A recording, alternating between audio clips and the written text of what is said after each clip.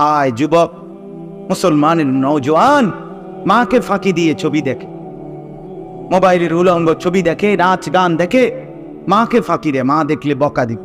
বাবাকে ফাঁকি দিয়ে দেখে, বন্ধুদেরকে ফাঁকি দেয়।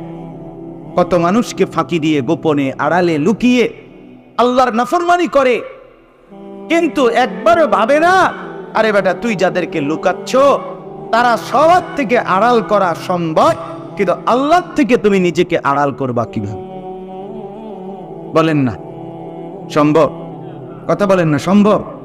তাই কেউ বুঝলো না হারামের টাকা, সুদের টাকা, ধোঁকা প্রতারণার টাকা পুলিশে টের পায় নাই, র্যাবে টের পায় নাই, কাস্টমার নিজেও টের পায় নাই। আপনি হারাম ধোঁকা দিয়ে কামাই করিলেন, পকেটে ঢুকাইয়া নিলেন, কেউ টের পাইছে না ডানে বামে।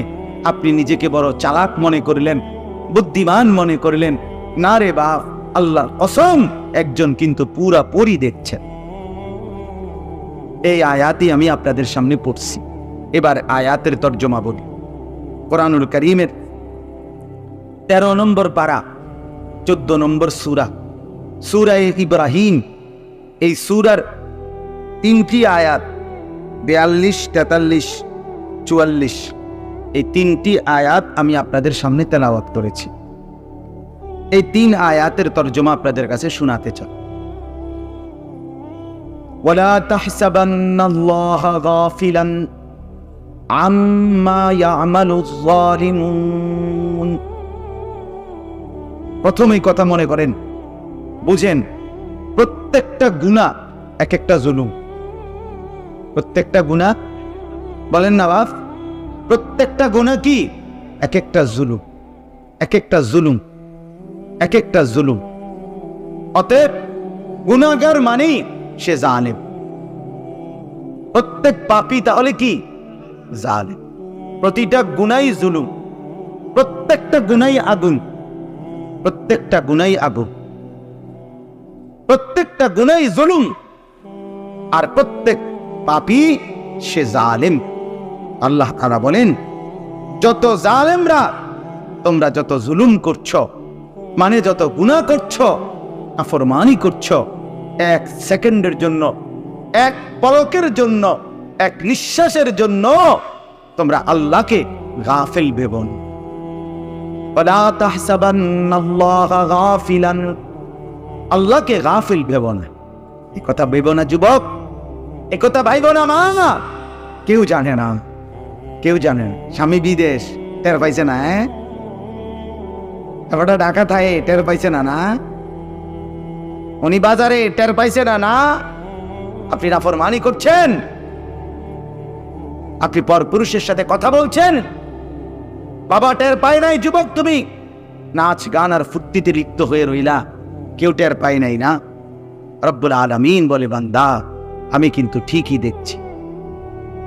ওয়ালা তাহসাবান্নাল্লাহা গাফিলান, আল্লাহকে তোমরা গাফিল ভেবো না। যত জালেম, যত জুলুম করছো, আল্লাহকে গাফিল ভেবো না। রব্বুল আলামিন বলেন, ওমা রব্বুকা বিগাফিলিন আম্মা তা'মালুন, তোমরা যে যাই করছো বান্দা, আমি আল্লাহকে তোমরা এক সেকেন্ড গাফিল ভেবো না, গাফিল ভেবো না। রব্বুল আলামিন বলেন, আল্লাযী ইয়ারাকা হিনা তাকুম ওয়া তাকাল্লুবাকা ফিস সাজিদিন। আল্লাহ নবীকে বলে, বন্ধুরে, বন্ধু আমার, দোস্ত আমার, আপনি যখন নামাজীদের সাথে দাঁড়ান আমি সরাসরি আপনাকে দেখি। আপনি যখন আমার সেজদাকারী বান্দাদের সাথে সেজদা করেন আর রুকু সেজদার উঠা বসা করেন বন্ধু, আমি আল্লাহ তখনও আপনাকে সরাসরি দেখি, সারাক্ষণ দেখি। অতএব আল্লাহকে গাফিল না ভাবা এক সেকেন্ডের জন্য। ইন্নাল্লাহা লা ইয়াখফা আলাইহি শাইউন ফিল আরদি ওয়ালা ফিস সামা।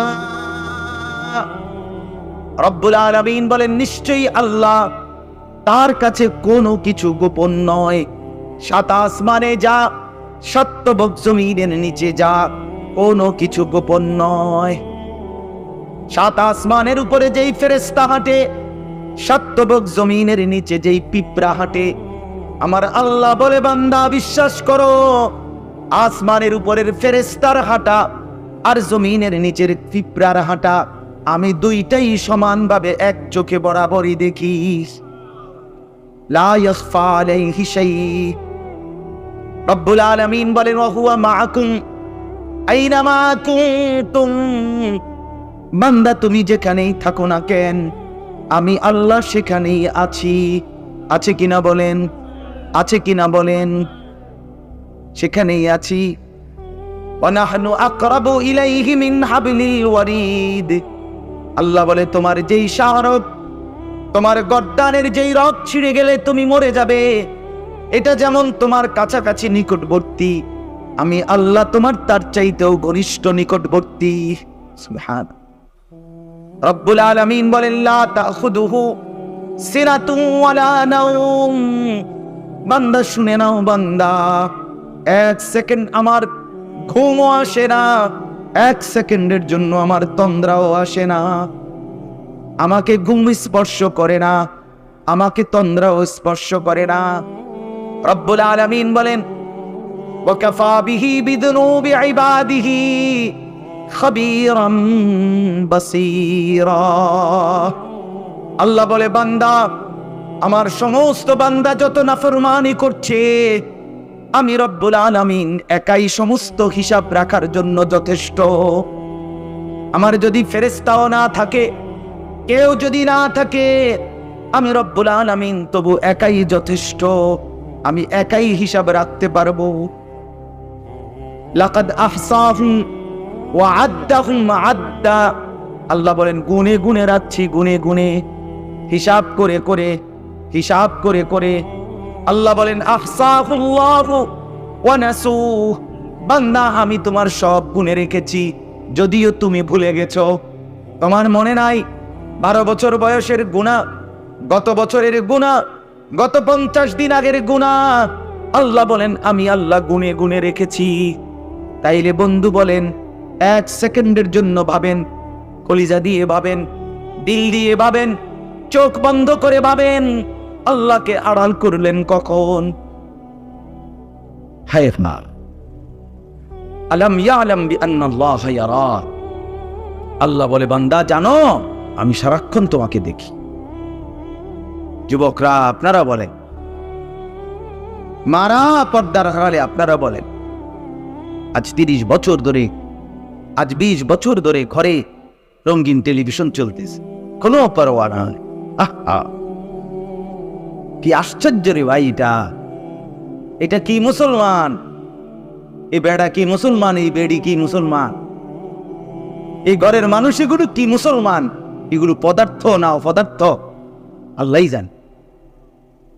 এদের কলিজায় কারো ভাবনা নাই, একটা লোক ভাবে না যে এই নাচ গান নাটক সিনেমা আমি এবং আমার ঘরের বিবি বাচ্চা আর কতদিন দেখবে, ছাড়বে কখন?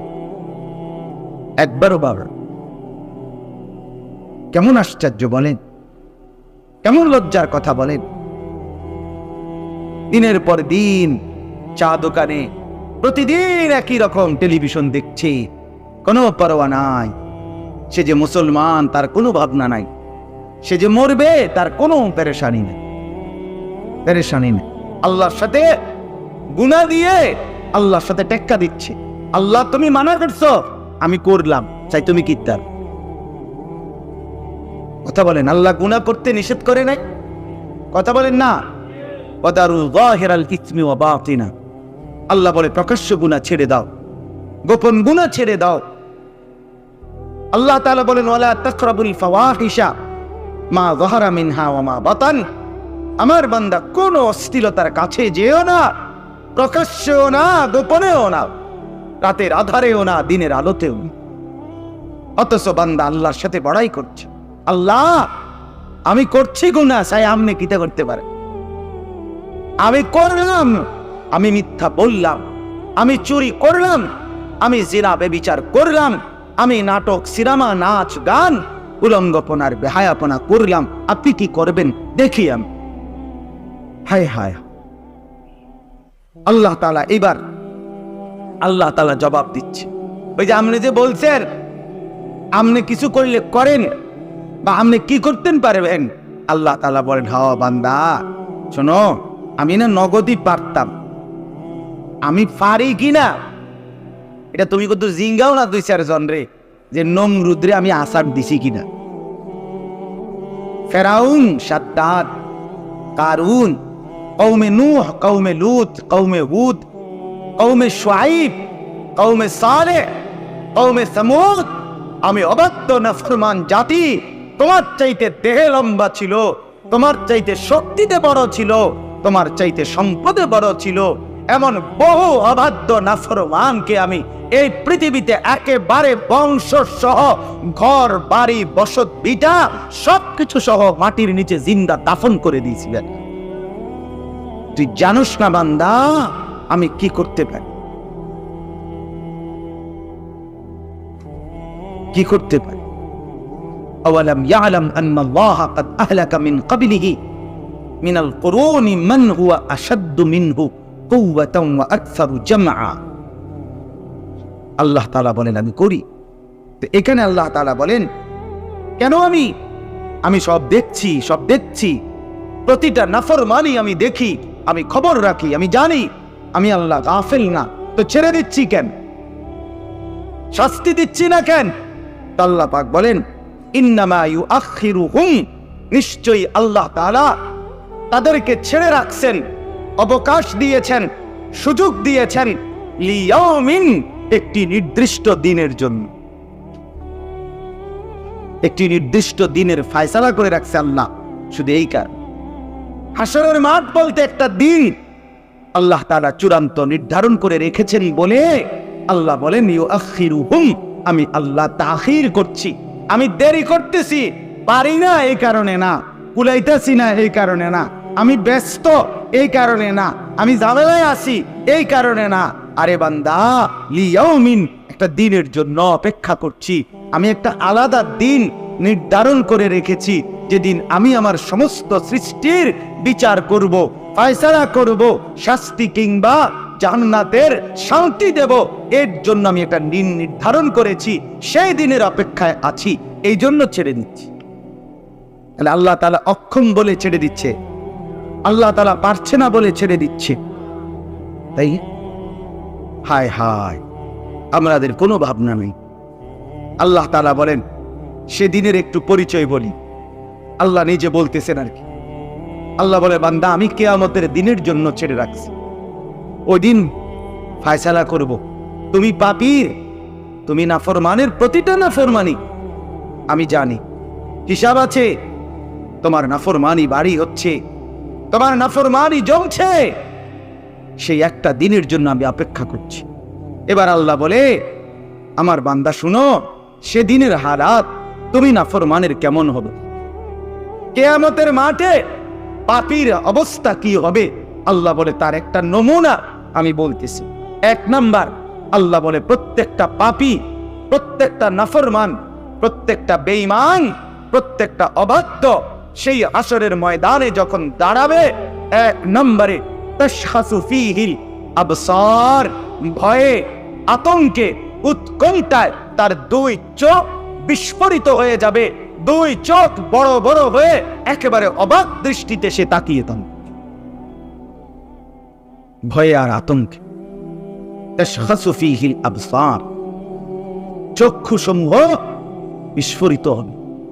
মনে রাখবেন, মানুষ মারাত্মক ভয়ঙ্কর ভয়ের কোনো আতঙ্কের কোনো জিনিস যখন হঠাৎ দেখে, ইন্না লিল্লাহ, এই যে মানে চোখ বড় করে আপনার এমন ভাবে তাকায়, সে বোঝে ইন্না লিল্লাহ, বড় কোনো অ্যাক্সিডেন্ট দেখি।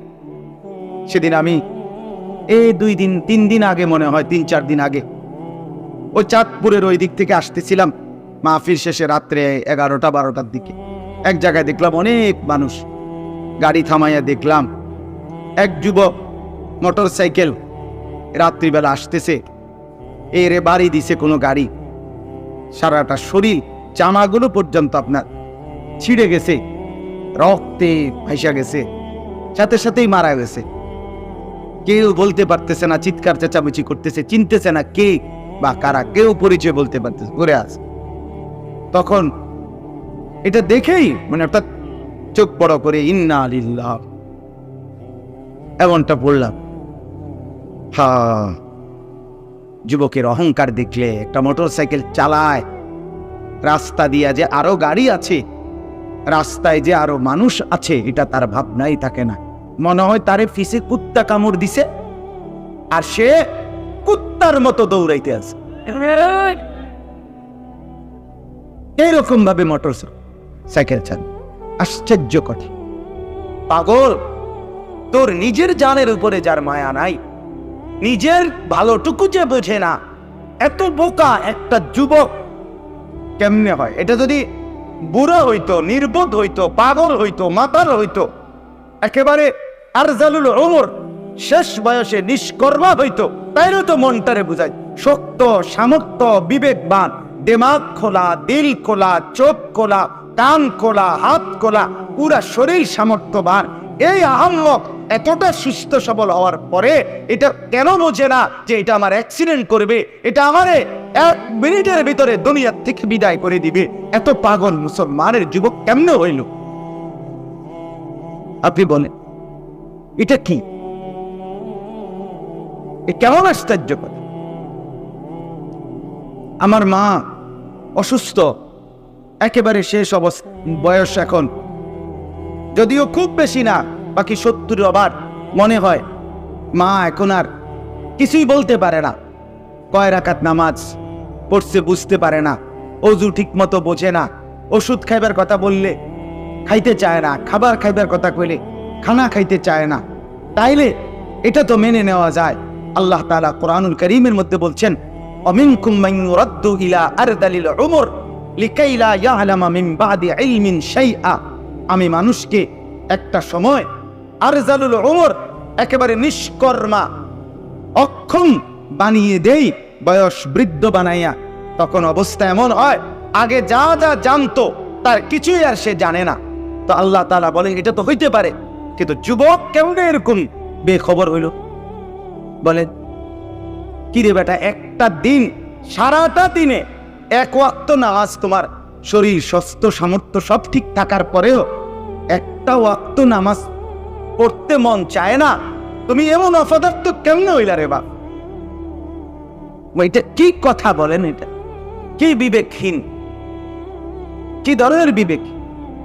আল্লাহ তাআলা বলেন, 1 নাম্বার নাফরমান, মনে রাখো আজকের এই রং তামসা শেষ না। আমি একটা হাসরের দিনের অপেক্ষা করছি। সেদিন তুমি পাপী নাফরমান, ভয়ে আর আতঙ্কে তোমার চোখ বিস্ফোরিত হবে, চোখ বড় হয়ে আতঙ্কগ্রস্ত হবে। 1 নাম্বার। 2 নাম্বার, মুহতিঈনা মুকনিঈ রুউসিহিম। আল্লাহ তাআলা বলেন 2 চোখ মানে চেহারা উপরের দিকে তুলে ওই নাফরমান আর পাপী হাসরের ময়দানে চেহারা উপরের দিকে তুলে ঊর্ধ্বশ্বাসে, মানে জোরে নিঃশ্বাস ফেলতে ফেলতে চেহারা উপরের দিকে তুলে হাসরের ময়দানে দৌড়াইতে থাকেন। এইভাবে উপরের দিকে এরকম করি না আমরা? মুহতিঈনা মুকনিঈ রুউসিহিম, ঊর্ধ্বশ্বাসে চেহারা উপরের দিকে তুলে দৌড়তে থাকে। আল্লাহ তাআলা বলেন, লা ইয়ারতাদ্দু ইলাইহিম তারফুহুম। নাফরমান একবারের জন্য পাপী এই যে চেহারা উপরের দিকে দিবে আর নিঃশ্বাস ফেলবে আর দৌড়বে, 1 মিনিটের জন্য নিজের চেহারার দিকে, নিজের দেহের দিকে দৃষ্টি আর ফিরাইয়া আনবে না, নিজের দেহের দিকে আর তাকাবে না। ভয়ে আর আতঙ্কে পাগলের মতো, মাতালের মতো হাসরের ময়দান দৌড়তে শুরু করবে, ছুটতে শুরু করবে। আল্লাহ তাআলা কোরআনের অন্য জায়গায় বলছে, এই ছুটাছুটিরত নাফরমানকে আল্লাহ তাআলা বলবে ফেরেশতাদেরকে, খুযুহু ফাগুল্লু, এই নাফরমানকে ধরো, ফাগুল্লুহু, তাকে বেঁধে ফেলো, সুম্মাল জাহিমা সাল্লু, অতঃপর বাঁধা অবস্থায় জাহান্নামে নিক্ষেপ করো।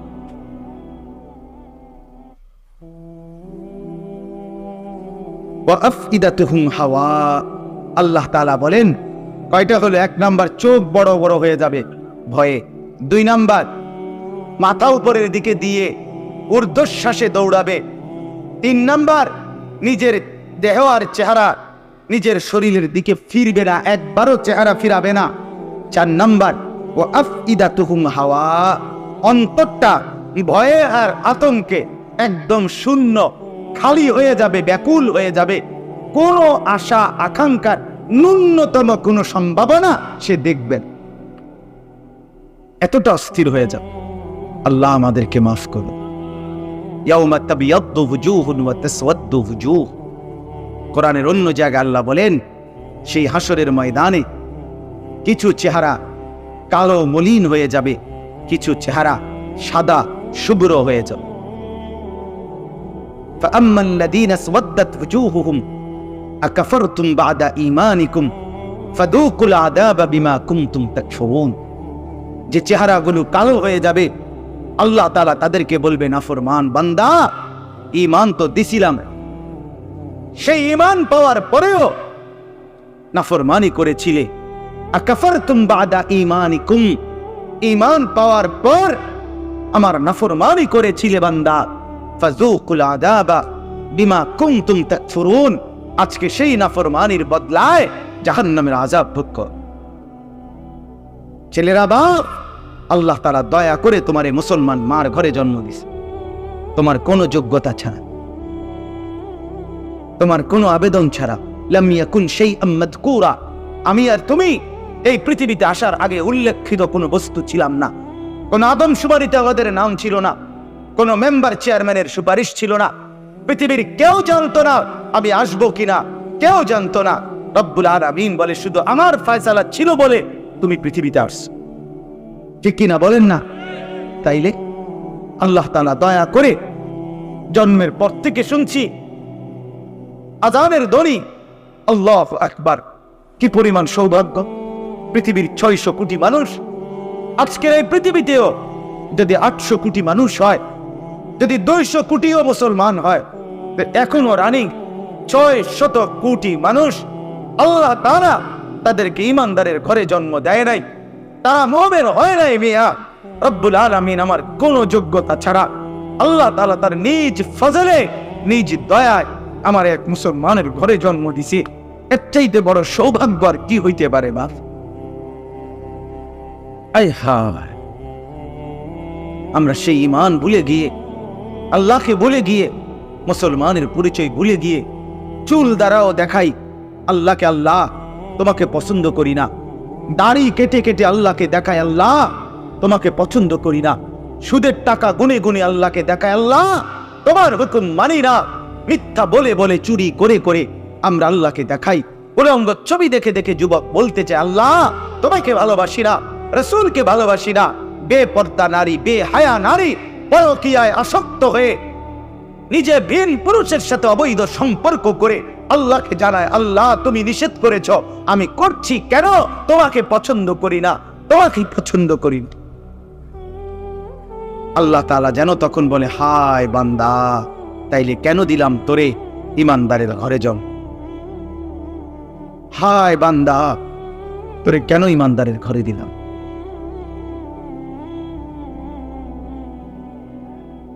হায়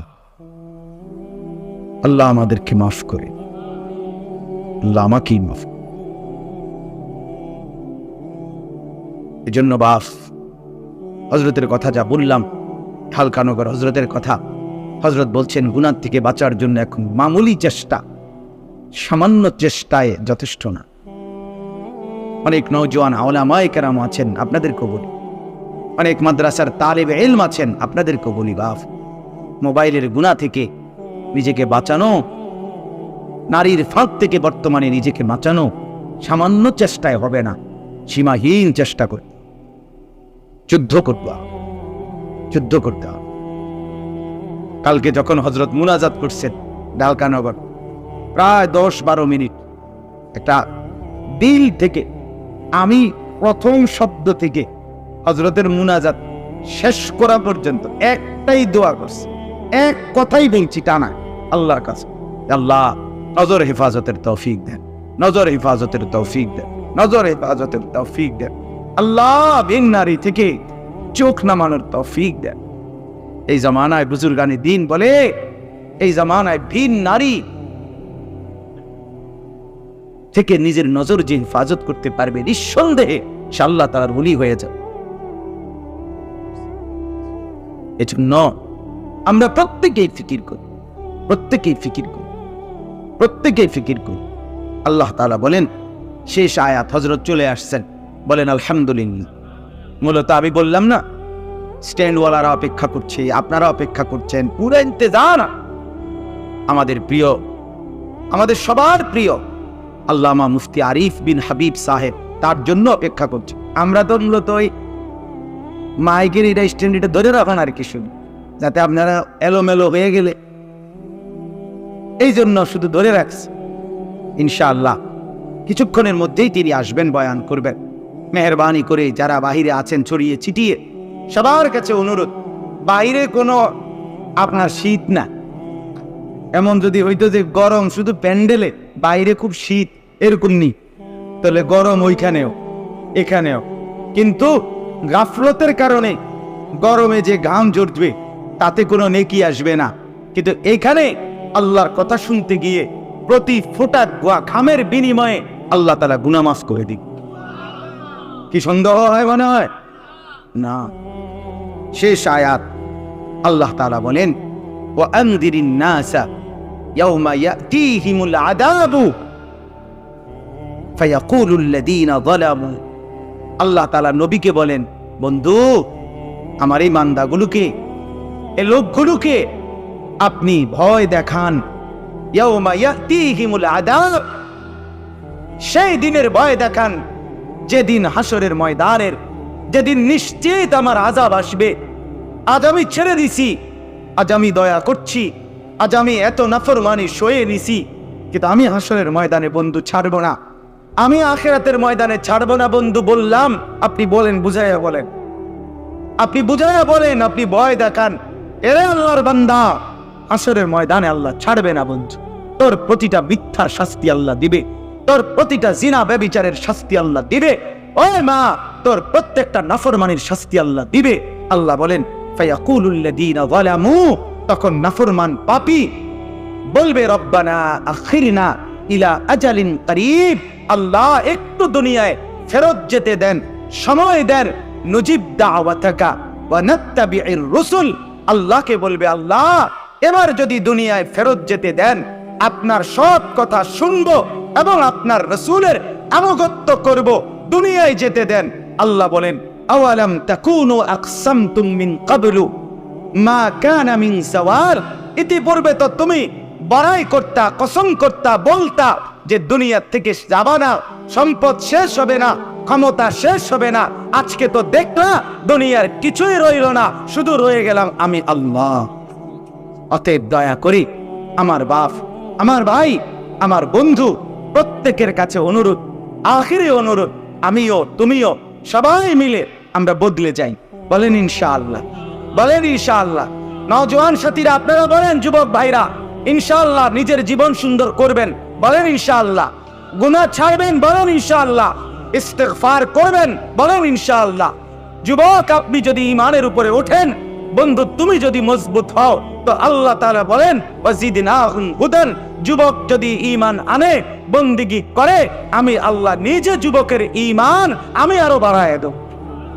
আল্লাহ তাআলা আজকের এই মাহফিল কবুল করেন, আমাদের সবাইকে কবুল করেন।